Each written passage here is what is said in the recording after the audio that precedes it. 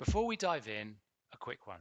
If you're getting value from Rev-n-u Unplugged, please hit like, follow, or subscribe.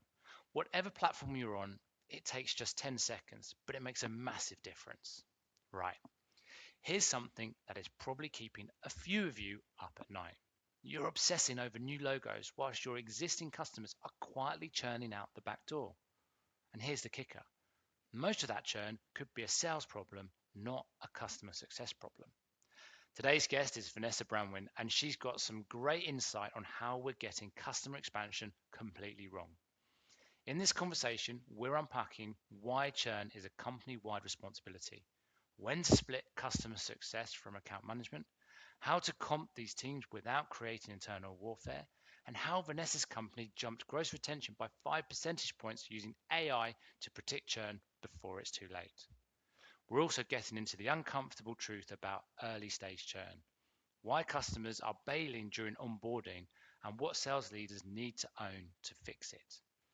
If you're grappling with retention targets, expansion quotas, or just trying to figure out who owns what in your customer organization, this one is for you. So grab a brew, settle in, and let's get into it.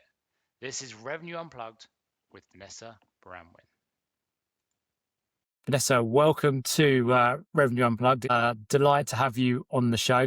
As a way of getting started, I always ask my guests just to give us a bit of a brief background as to who you are, what you get up to, so our audience can get to know you a little. Sounds great. So happy to be here, James. Thank you for having me. My name is Vanessa Brangwyn, and I'm based in Toronto, Canada. I've been a software executive for the past 2-ish decades, always worked in B2B enterprise sales and customer-focused roles, mostly in the HR tech and finance industries, although I've done a little bit of everything throughout those periods. And it's winter here in Toronto, so my hobbies right now are mostly staying warm and cozy, but really thrilled to be part of this conversation. Thank you.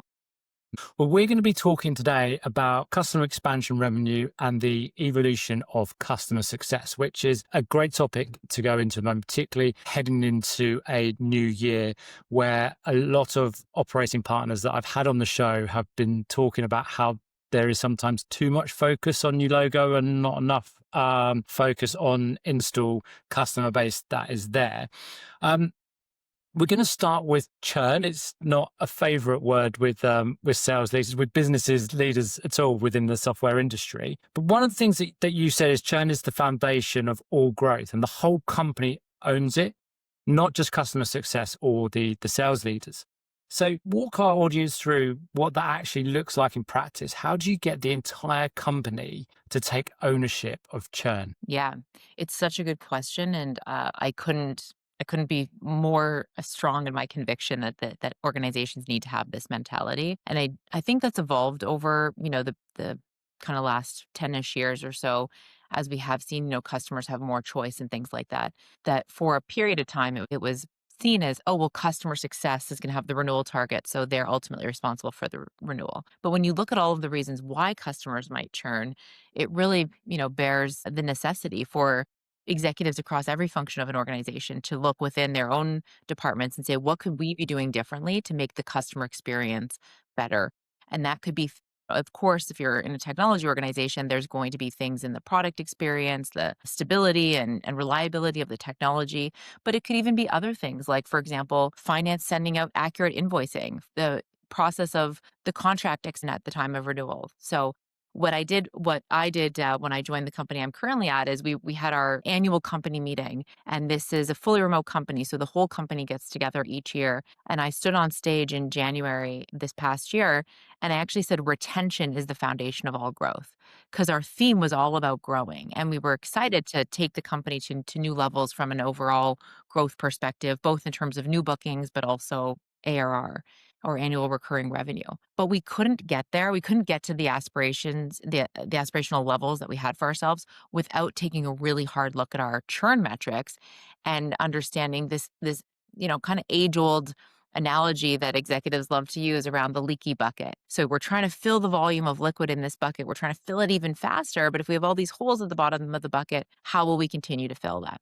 And so when I said that on stage to a room full of people, in go-to-market, but also completely in every other function outside of go-to-market, I think initially there was a bit of a pause saying, of course, the leaky bucket analogy makes sense. Cognitively, everyone understood, but it took a bit of time for us as a leadership team and then for this to cascade throughout the company to say, what is my specific role in ensuring we have strong customer retention and minimizing our churn? It's a fascinating topic. Once you had that conversation as a kickoff, what kind of tactics did you put in play after that? Because there's one thing doing the town hall, the kickoff.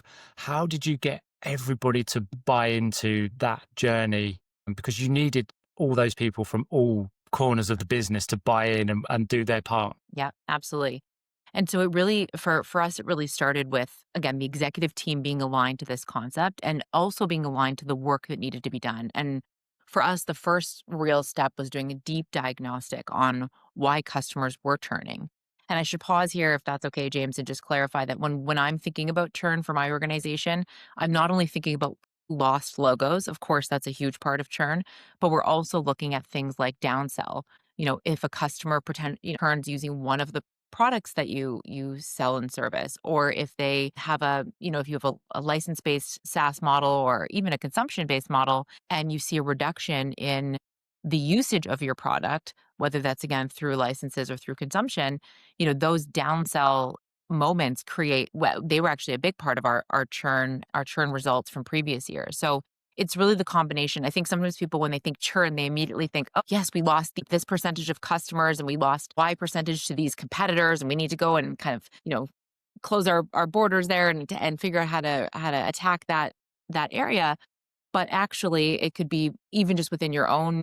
You might not have lost the customer whatsoever, and expanding is the best possible outcome you can have with your customers. And I know you and I are going to talk more about that. Next best is just retaining at same for same. Then you have downsell, then you have lost logo churn. Because at least if you can keep the customer, the logo, you have a chance at trying to reignite things there. So we had to do a really deep diagnostic on why we were seeing churn as well as downsell. And we had to look at, again, across all areas of our customer life cycle. Did we have the right product market fit? If you go back to, kind of the role of the sales team, did we sell the customer what they needed at the time? And then let's say we did, and we had this customer live, maybe they had been customer for many, many years.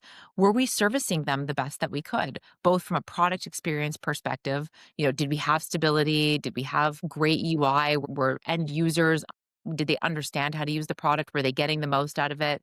And then what were we delivering to those end users from a customer service perspective if they did need help, or they were having a potential, whether it was a technical issue or a user error issue? And then, of course, what value was the customer success and customer-facing teams providing in terms of business reviews and, detailed ROI analysis? How are we continuing to evolve our service and our product as the customer's needs evolved? So we had to look at really all of those things together. One of the interesting things that we found in doing that exercise is that we found that we had I'm going to say meaningful portion of churn, of lost logo churn, happening during the onboarding phase, meaning the customer never really even implemented. And in many cases, we, like most SaaS companies, we charge up front. So they would have even paid for their first year of service, but we're not here just for the first year. We're here for exceptionally strong long-term value. And so lifetime value. And so when we looked at that and we thought, oh, here's a customer who just didn't ever implement our solution, like, of course, they didn't get value out of it. They never had a chance to. And we had to look into why that was happening. And what we found, which is hard as the CRO responsible for the revenue teams and especially for the sales teams, is that often when those types of things are occurring, it's actually an issue within the sales organization and our inability in some cases to sell the customer either what they needed or to make sure they understood what they were buying. Of course, there's these exceptions where you have significant champion change during an implementation or immediately post-sale, and customers' business needs can change. But 8 times, 9 times out of 10, we recognize that the solution was more within our control. And as hard as that is, it's also great news, because if it's within our control, that means there's actually something we can do about it. It's a really interesting point. How do you handle that situation with the salespeople if they are selling to the wrong client? How do you point them in the right direction? Because one of the biggest things is they just want to hit their salespeople, just want to hit their target and do what they can to get deals done, not necessarily thinking about tomorrow. So what can you do? How do you communicate with that salespeople to get them focused on the right ICP? Yeah, such a good question. And obviously there's not a, everyone I think would love a silver bullet Yeah. answer. But there's not a silver bullet answer, because again, it starts a lot with understanding who your ICP is and making sure you have a really strong enablement program to help your sellers learn that. But it really goes beyond enablement, because, we could be here today and you could teach me how to do something new or believe something new on this call. But if I don't go and every day continue to reinforce that, it's going to be really hard for it to stick. And so I think for me, this topic, but you could insert any topic here when it comes to enablement. So much of it comes down to the leaders, the frontline leaders, really understanding also in this case, the target ICP and the ways of going after that, so that we can reinforce it each week, each day, when we listen to gong calls, when we join calls with our teams, and try and understand where we have risk in our deals. And one of the things that we do a lot, we use MedPick as a, not necessarily as our methodology, but as a qualification kind of criteria framework. And we do a lot of analysis on trying to make sure that we have not only the right ICP, the right champion, but that we have multiple champions. And I think it's definitely not new in 2025 that multi-threading is a really important part of sales and also part of customer success. But the idea being that you can have a number of different people in the organization, in the customer's organization, who are critical to your sale. And it's really inherent on us to understand not only who those people are and how to connect with them, but what's the interrelationship across those individuals. We've seen examples where, we've got everyone on board, we get a deal across the line, and then somebody who was, initially part of the sale, but then kind of got busy and lost in other things, pops back up during the implementation and is suddenly very vocal and very unhappy about what's happening. And so, there's an element of sales that I don't think it's talked about enough, as well as, and when I say sales, I mean kind of all customer facing roles, where you end up playing a bit of a mediator for customers' own organizations to help them, navigate their personnel challenges. Love that. I think that kind of segues us nicely into talking about customer success, because they obviously play a critical role within growth. If we refer to it rather into growth of revenue, we spoke about before this conversation that in an early stage business, customer success people will wear many hats. And they'll be asked to do lots of things. But as the business matures and you split these roles out, what are the leading indicators that you need to split them out? What are you splitting them out into? And then we'll work out to how we compensate the right behaviors, which is never easy, but we'll give it a go from your experience. So first off, how do you know when you need to split out, and how do you split out? Yeah, such a good question. It's such a deeply rooted part of my own career story, where I joined a very early stage company as a customer success manager. I ended up leaving that company 12 years later as the CRO. But when I started as the customer success manager, it was really you mentioned wearing multiple hats. I mean, we couldn't even count how many hats we were wearing as CSMs in this era, where we were hugely involved in the sales process, in winning new business. We then also supported customers and turned their expected revenue into actual revenue. So there was a significant sales component. And you can imagine, especially for a startup, anyone out there who's worked in a startup, you've got growing pains when it comes to the product and the technology. And so you're trying to band-aid things, you're trying to solution things. I could never claim to be a developer, but I definitely had to get involved in far more technical conversations than I ever thought I would be involved in as a kind of customer-facing individual. And you learn a lot. I think what's awesome about wearing all those hats is you're right deep in the details, and the foundation that you're building for your work, but also for your career is incredible. So I'll always have so much gratitude for that experience. But it is really hard. And it's hard because you're doing lots of different things that most people aren't good at, things that are very different. Like they might be very strong in an analytical sense, but then they have to get up on a stage and present in front of 100 individuals. And like, those are two very different skill sets. And yet when you're wearing those hats, you just have to, I would always say to people, as I became an early manager in my career, like, we're just going to fake it till you make it. This idea of imposter syndrome is just something everyone lives with, and we have to push through. I think when when you get to the point where you start having a really hard time hiring for that type of role, and it's inevitable, right? Because you're trying to find people who have such a variety of skill sets at scale.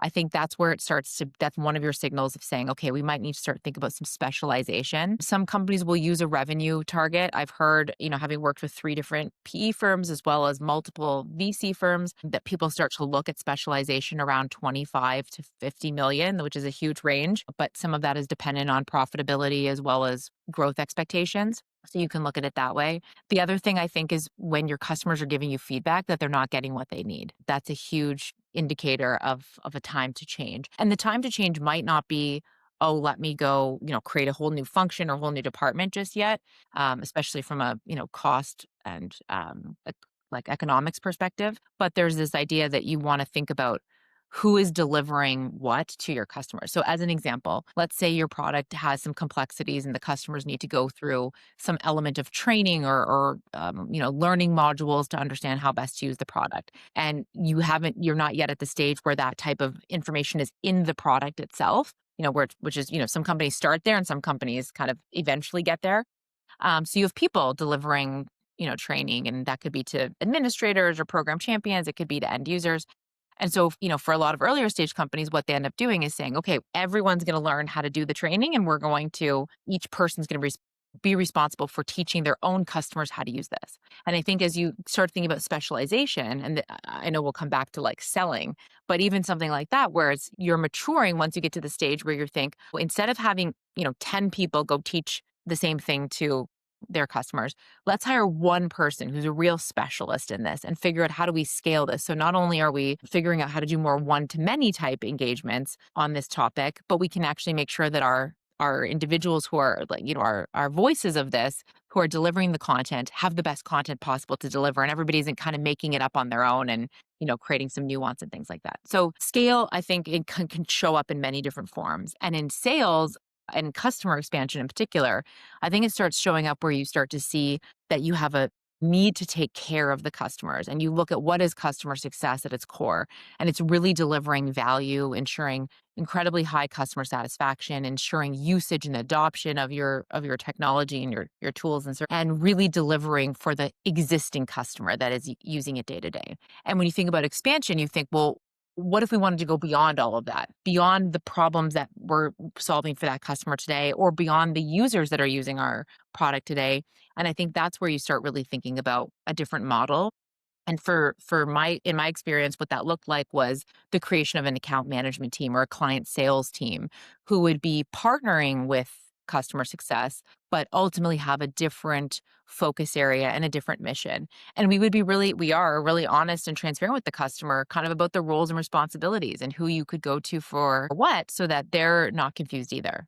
So I think this is a really important part. I think what you've explained through there is fascinating and a great way for people to look at and understand the customer success world and the growth of businesses. Over time, I've worked on a lot of customer success roles where they are given a revenue target, and a lot of their compensation is based on revenue targets to be hit.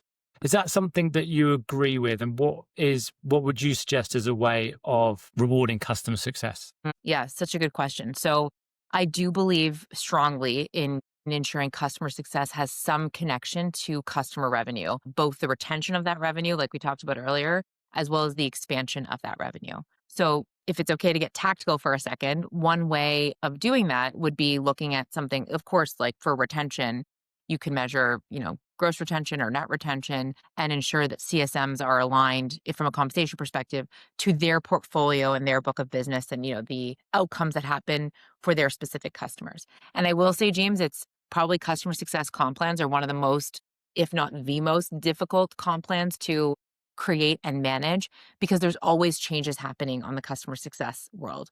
You have books of business changing, portfolios changing. Let's say someone gets promoted or someone leaves, you'll have customers changing hands throughout a year. We do not at all live in a static business world. And so ensuring that you have that compensation aligned to the customer portfolio is really, really critical. And we could probably have a whole other podcast just talking about data and data integrity and the importance of reliable data to construct these things and helps customer success teams effectively manage. But as I say, that's probably for another day. So I think there's a retention component. On the expansion side, we currently measure our CSMs in two ways tied to that. One is we have a measure of success that is tied to what we call CSQLs, CS, customer success qualified leads. Essentially, these, our CSMs are amazing and they get to know the customer so, so well. In fact, my favorite thing is when customers tell me, oh, like, I really feel like Brooke works at my organization because she knows so much about everything that's happening, even beyond what your program does. She just knows the intricacies, the politics, the ins and outs. And it may as well be that she has a desk here at our office and not an employee of your company. That's such a huge compliment because the more we know about a customer and not just as it pertains to whatever we do for them, the more we can service them in the future. And so the CSMs often have this like inside track into what's happening, and they'll be the first to uncover what potentially could be an opportunity. And this is an important place where we distinguish between customer success and account management is they're identifying the opportunity and they're going to be compensated and paid on that identification as well as on the bookings that comes to fruition should that opportunity be successful, but they're not responsible for the opportunity. They're not going to take away time from thinking about the customer's value and the satisfaction and usage and adoption metrics that they're focused on to now go try and find buyers who are going to take that opportunity, decision makers, negotiate contracts, things like that with others in the organization. That's where the account management partner stepped in. And, they may know that in many cases, in almost all cases, they know the champions just as the CSMs do. But now their job is to take that little seed of an idea and go infiltrate other places within the organization to say, how is this going to come to life? Just like a new logo sales rep would do when they're multi-threading or finding the right decision makers and champions to get an idea across. So we compensate our CSMs on the QL, the CSQL, identifying the opportunity, and then the bookings associated with it, in addition to retention, and then in addition to other things that you might find more commonly in CS measures of success. Maybe that's some CSAT metric or an NPS score, net promoter score. It could be an adoption or weekly active usage or monthly active usage type metric. So those kind of more, let's say, traditional CS metrics in addition to the sales opportunities. We're going to talk in a moment about the differences between customer success and account management because I think that's important.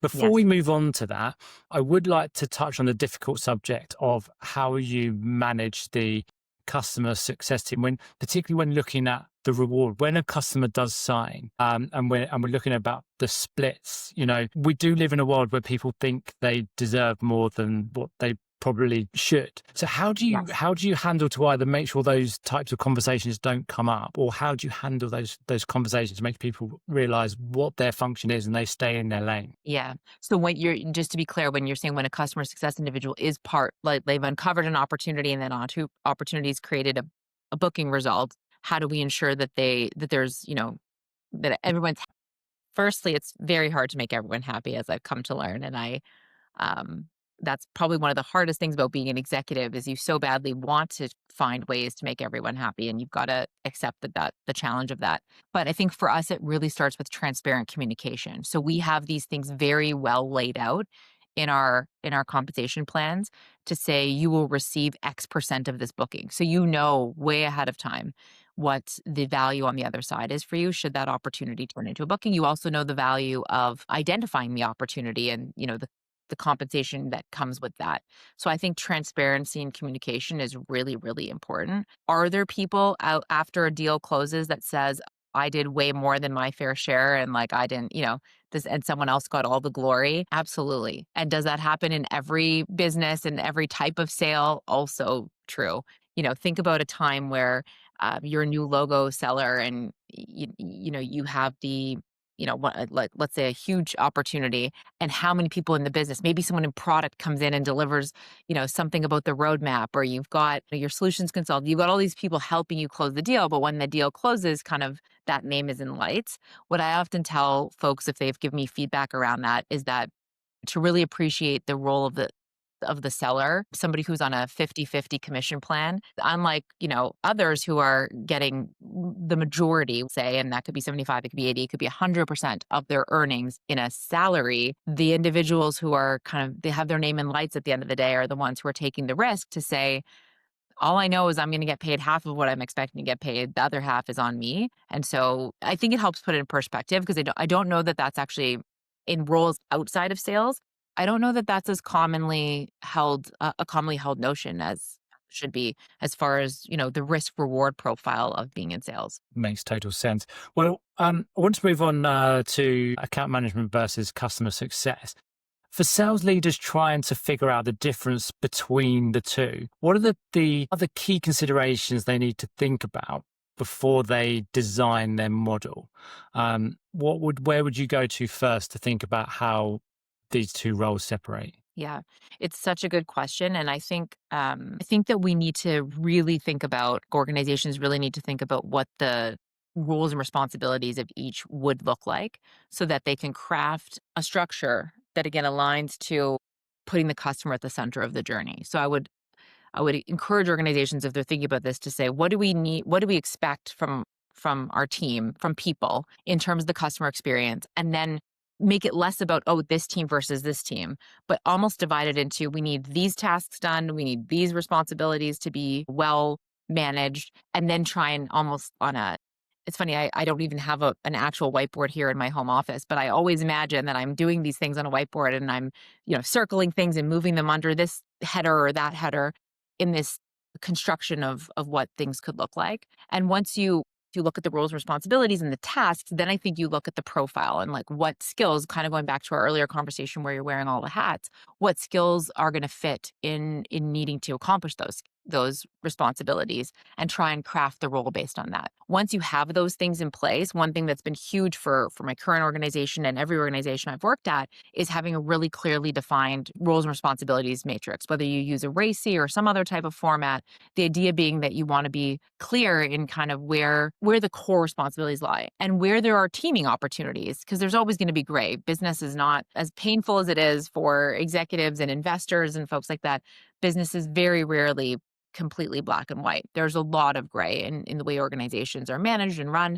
And we as a vendor, in this case, have to adapt to our customers' needs in that way. So I think that, you want to look at those topics, and, like, some of the ones we talked about already. So if you're excellent at negotiation and you love the hunt, the idea of, like, going to find more people in the organization, because from my perspective, an account management role, people like to use the hunter versus farmer, and we use those words all the time. And as someone who is neither an actual hunter or an actual farmer, it's somewhat hard to wrap my mind around, because when I think about what I did as an account manager and what my account management teams do today, they are going after new decision makers and new champions to sell an idea and to get alignment. They're doing it within a logo that knows our company, but that is the bulk of the work that they're doing. Just like someone in the new logo sales team is doing that same thing. They're just doing it in an organization that has no affiliation to our company. So I think those two roles are a lot more alike than not. And customer success is sort of is in another area where it's very focused on the relationship side of things, and going, as opposed to trying to find new people to build relationships, it's how do I build the deepest relationship with this individual to ensure that they get the most out of this experience. And looking at characteristics, behaviors, skill sets of people, I think there's a definite blur between a great customer success person and a great account manager. If somebody was looking to hire an account manager at the moment, and they've been looking at successful customer success people for the role, what key characteristics would you recommend that they look for that would make them successful at account management, not at customer success? Yep. So it's funny, because there's a lot of similarities in what both roles would need. If you think about things like being detail oriented, being a relationship-based focused individual, when you think about the analytical needs, as far as, trying to really assess pain points and problems and bring solutions to the table, both roles need to be hugely resourceful, especially in terms of working with internal stakeholders and partners.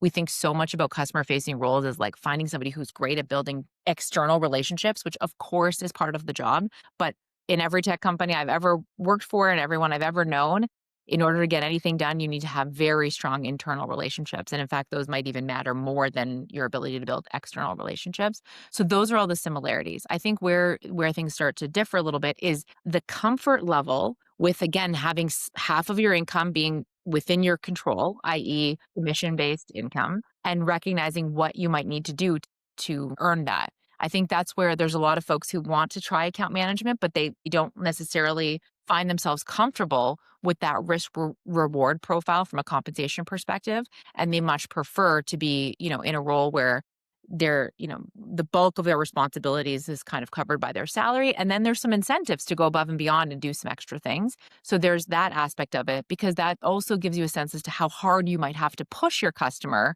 to ultimately be successful. And so, when I think about account managers, I think about exceptional negotiation skills and really direct, honest, transparent conversations, even in the difficult ones, to hold people accountable, to say, we created this timeline of a success plan. You were going to do, I was supposed to do these 3 things for you, and you were going to do these 3 things to get this contract signed. And here I've done these 3 things, and you've only done 2 of the 3 things that you committed to doing. So we have to figure out how to move forward. Most folks I know who are amazing customer success managers would feel uncomfortable with that conversation, and that's totally fair. I think when it comes down to those opportunities, those moments.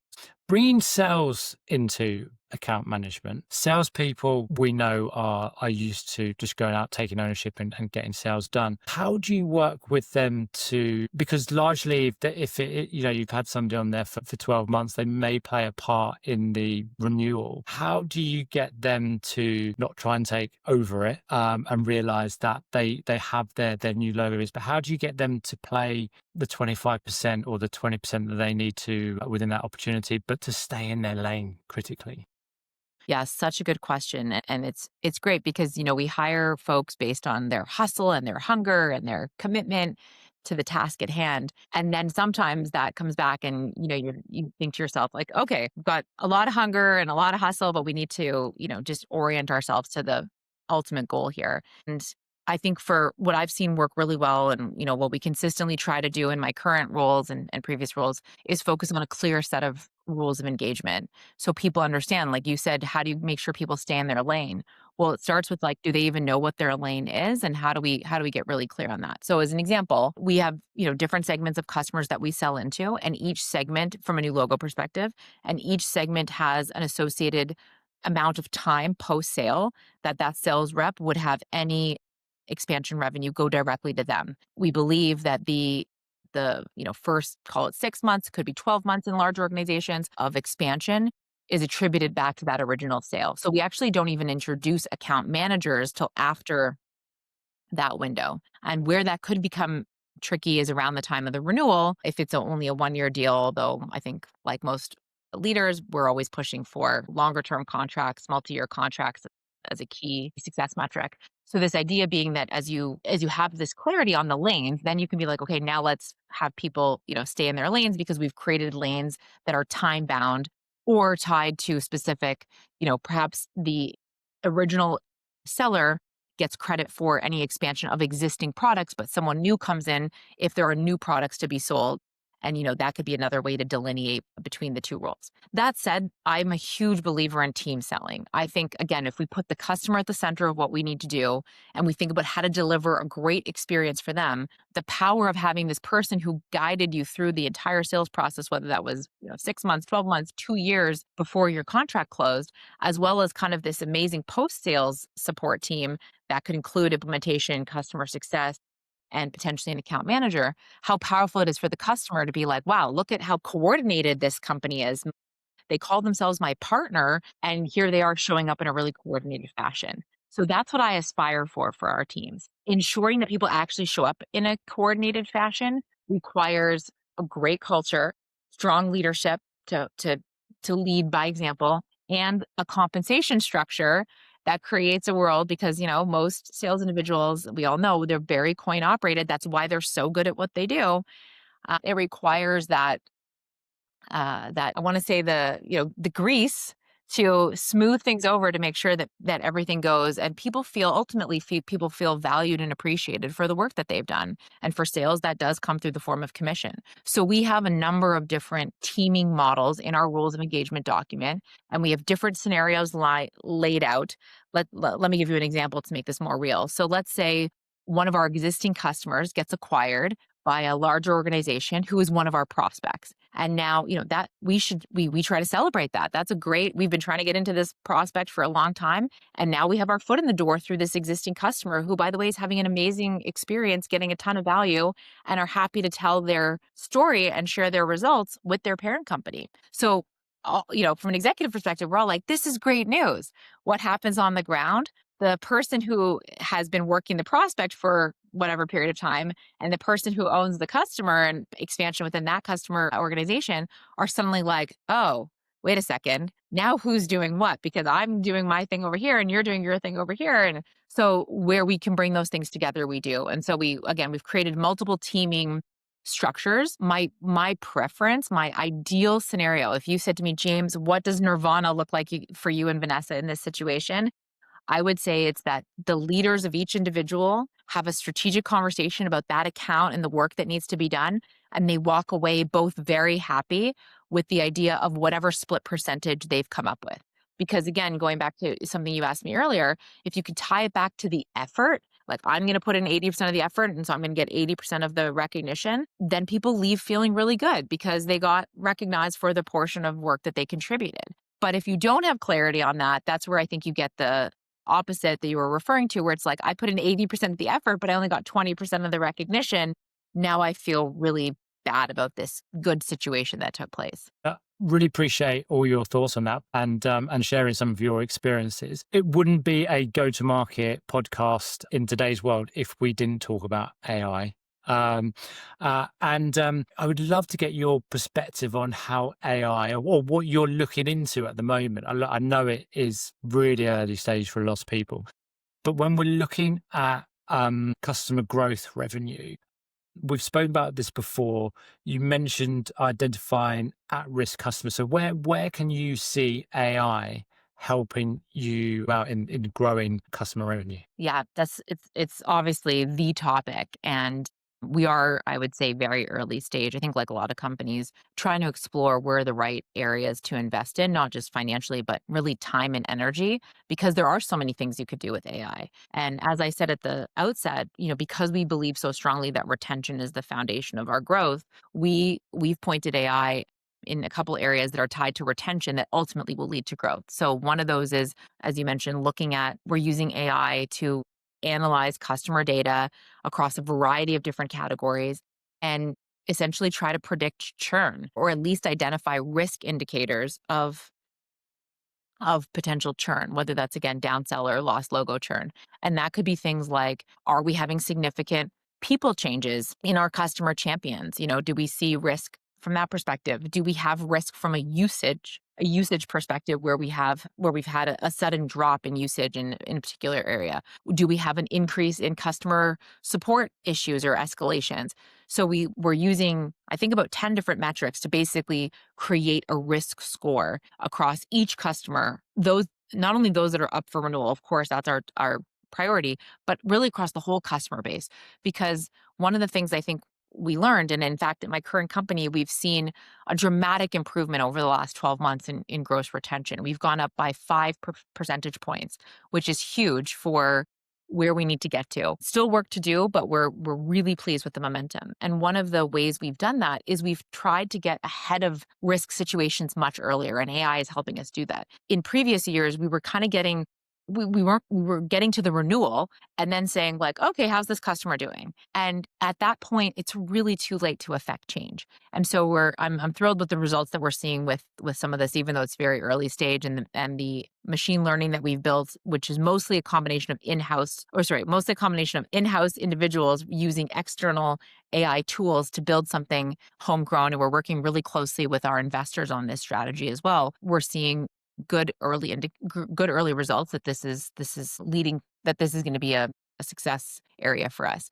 The other thing, the inverse of that, using the same data set, which is super cool, where we built this propensity to buy model. So where do we see the opposite of risk? Where do we see customers just thriving? And we're actually using that to share.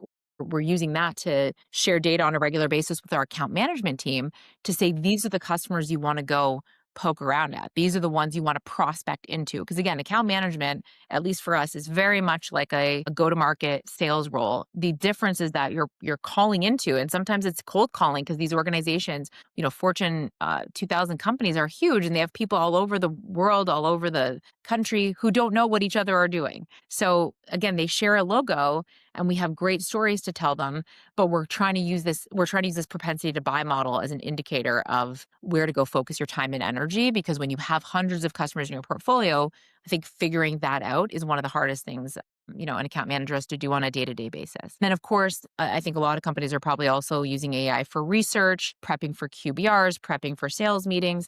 An additional thing that I'm really intrigued by, and I'm actually very excited about it, is some of the AI tools we're using from a training and enablement perspective. I spoke earlier about how important it is for ongoing coaching and ongoing enablement. And so we're using some AI role-playing tools, which are going to be really interesting to see how those play out, and how do reps feel, reps meaning sellers, customer success managers, renewal managers, et cetera. How do they feel, kind of improving, I'll say, their narratives, their talk tracks, when the feedback is coming from an AI agent. So we're rolling that out in January, and we're excited to get some of the feedback there. Be amazing to hear from you about how that is. Just touching back to the first part of the AI, because I think we can see how from the coaching development, I think AI is going to be massive on that part, and the people that buy in will do so well from it. I can really understand how the AI can be great for account managers. Say, right, there's your lead, go. That is as warm as we can get for you for someone who's going to buy. But something Tony Erickson said to me on one of my earliest podcasts is, and when you mentioned about the risks and the potential retention, is that AI can be very good at shining the light on the problem, but can't solve the problem. And I know you probably don't have all the answers right now, but just run me through how you think it's going to play out when you've got that information, that data of where there is a problem. What are you doing internally with that information to try and put that right? Yes, such a good question, because just identifying the problem is by no means the answer, the whole answer. It's only the start. And so we use a customer success platform here at my current company, and I've used these in the past, various sizes and scales of it's great to see so much investment actually in customer success software dedicated to customer success beyond trying to create your CRM to do everything for you type thing. And so we've created a number of playbooks that are attached to these risk indicators, such that if you identify, or if the profile looks like A, B, and C, you run playbook 1, 2, and 3 in this cadence. And we're seeing, again, good success from that in our high touch customer success segment. And I wanted to be clear about that, which is to say those are customers who have a dedicated customer success manager. Where I see AI really going, and again, we're only at our infancy in figuring this out for ourselves, is in more of the digital customer experience journey. And you have the same risks in those customers, but you don't have the same people power to solution it. So how can you leverage AI to run? So, those playbooks I was talking about, those are sent to a person, and then a person executes on them. What we're looking at is how could that same motion happen from a digital experience perspective. Vanessa, I really appreciate. I know you'll run into a board meeting pretty soon, so I really appreciate the early morning start to record this, and for you to share what really is, I think, absolutely critical advice and guidance for sales leaders going into next year, where revenue targets are going to be increasing, and looking at your install customer base and building revenue from there will play a big part in achieving those targets. So, Vanessa, thank you so much for your time. Yeah, thank you, James. It's been such a pleasure. Appreciate you having me.